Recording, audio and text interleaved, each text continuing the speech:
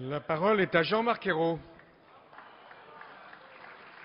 Monsieur le Président, je vous remercie. Monsieur le Premier ministre, je vous ai écouté attentivement. Vous qui soutenez le candidat du reniement permanent, comment pouvez-vous vous permettre cette leçon? Qui est celui qui se présente aujourd'hui aux Français, sinon en effet le candidat du reniement, celui qui avait promis l'amélioration du pouvoir d'achat et qui a fait voter hier à sa majorité une augmentation de la TVA pour les classes populaires et les classes moyennes. C'est votre candidat que vous soutenez. Alors, Monsieur le Premier ministre, nous avons écouté votre leçon, mais nous ne pouvons pas l'accepter. Parce que c'est facile de donner une leçon de courage et de cohérence, mais vous avez oublié dans votre récit qu'en 1992, vous vous êtes opposé à la création de l'euro. En 1992, ici même, à l'Assemblée nationale, vous avez combattu la création de l'euro avec âpreté. C'est vous, François Fillon. C'est vous qui parlez de cohérence et de courage.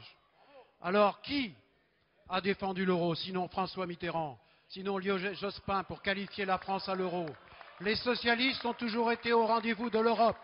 Mais aujourd'hui, nous constatons que l'Europe est dans l'impasse et que nous n'acceptons pas cette résignation. Aujourd'hui, le courage, c'est de constater que ce sont les marchés qui décident. Ils vous ont imposé la crise, ils vous imposent maintenant l'austérité.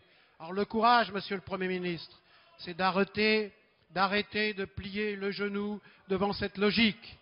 Cette résignation, puisque vous l'avez rappelé, c'est le contraire de la grandeur de la France.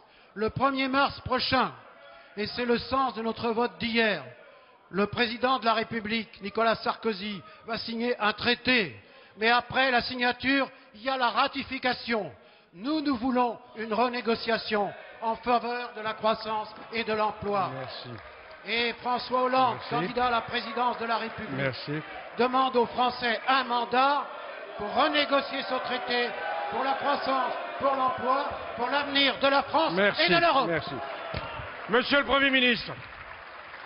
Monsieur le Président, Mesdames et Messieurs les députés, Monsieur Ayrault, en matière de reniement, vous êtes un expert.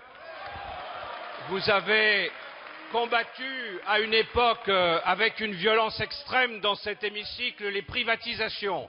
Vous avez été les champions de la privatisation entre 1997 et 2002.